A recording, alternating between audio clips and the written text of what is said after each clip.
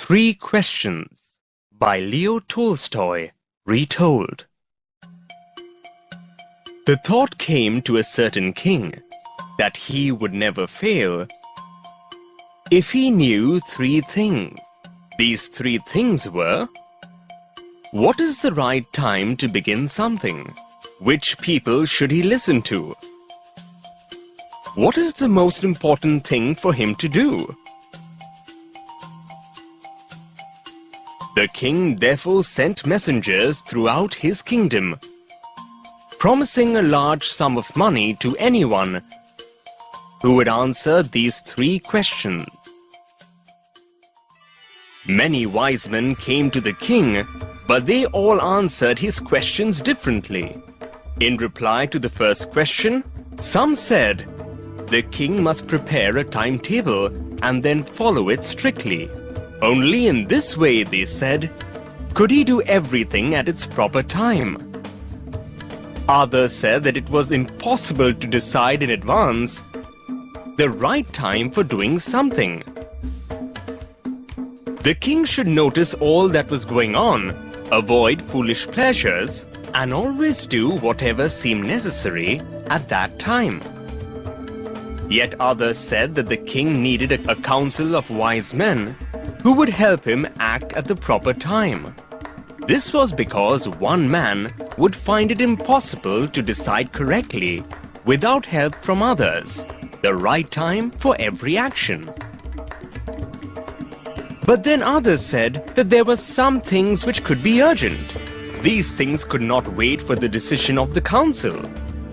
In order to decide the right time for doing something, it is necessary to look into the future. And only magicians could do that. The king, therefore, would have to go to magicians.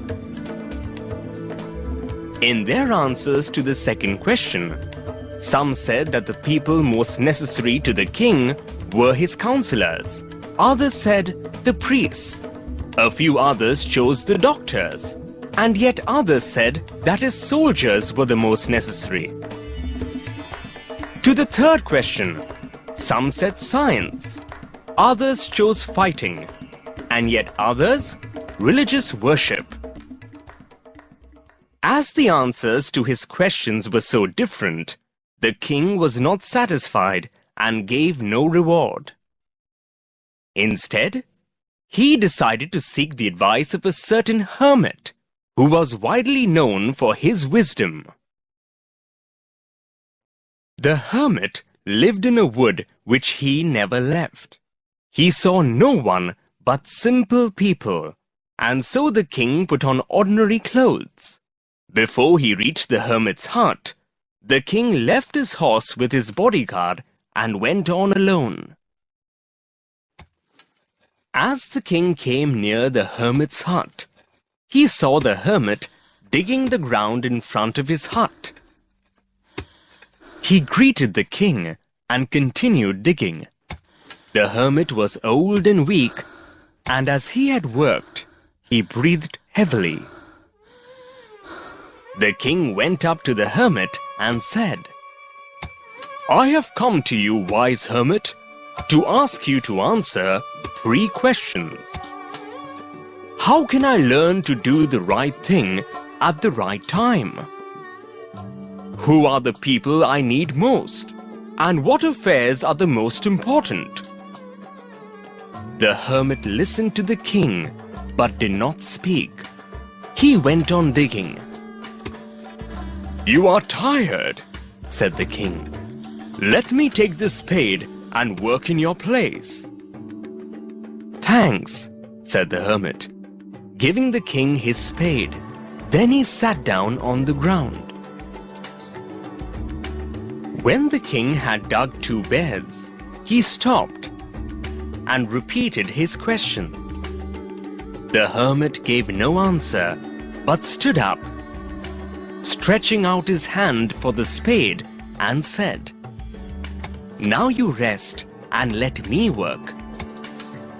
But the king did not give him the spade and continued to dig. 1 hour passed, then another. The sun went down behind the trees, and at last the king stuck the spade into the ground and said, "I came to you, wise man, for an answer to my questions. If you can give me no answer, tell me so, and I will return home." "Here comes someone running," said the hermit. The king turned round and saw a bearded man running towards them. His hands were pressed against his stomach, from which blood was flowing. When he reached the king, he fainted and fell to the ground. The king and the hermit removed the man's clothing and found a large wound in his stomach. The king washed and covered it with his handkerchief, but the blood would not stop flowing. The king redressed the wound until at last the bleeding stopped. The man felt better and asked for something to drink.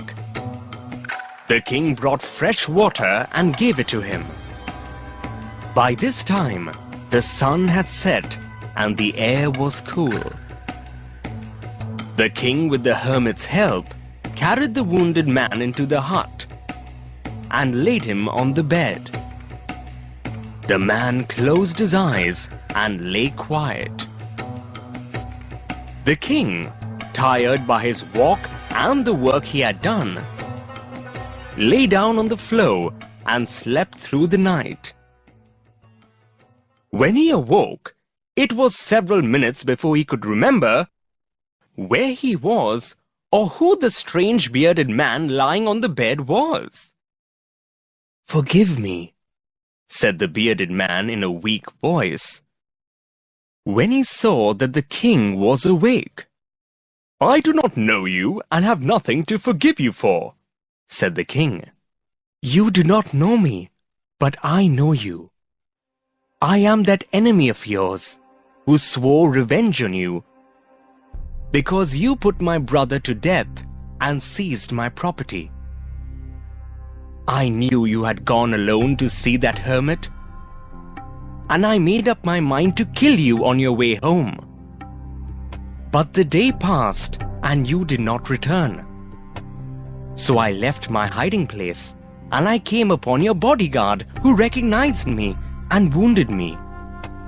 I escaped from him, but I should have died if you had not dressed my wounds. I wished to kill you, and you have saved my life. Now if I live, I will serve you as your most faithful servant, and will order my sons to do the same. Forgive me." The king was very happy to have made peace with his enemy so easily, and to have won him over as a friend. He not only forgave him, but said he would send his servants and his own doctor to look after him, and he promised to give back the man his property. Leaving the wounded man, the king went out of the hut and looked round for the hermit. Before going away, he wished once more to get answers to his questions. The hermit was on his knees sowing seeds in the beds that had been dug the day before. The king went up to the hermit and said, "For the last time I beg you to answer my questions, wise man." "You have already been answered," said the hermit, still bending down to the ground and looking up at the king as he stood before him. "How have I been answered? What do you mean?" "Do you not see?" replied the hermit. "If you had not pitied my weakness yesterday and had not dug these beds for me, you would have gone away. Then that man would have attacked you, and you would have wished you had stayed with me. So the most important time was when you were digging the beds. And I was the most important man, and to do me good was your most important business. Afterwards, when the man ran to us, the most important time was when you were caring for him. Because if you had not dressed his wounds, he would have died without having made peace with you. So he was the most important man, and what you did for him was your most important business. Remember then, there is only one time that is important, and that time is now. It is the most important time because it is the only time we have any power to act. The most necessary person is the person you are with at a particular moment, for no one knows what will happen in the future and whether we will meet anyone else. The most important business is to do that person good, because we were sent into this world for that purpose alone.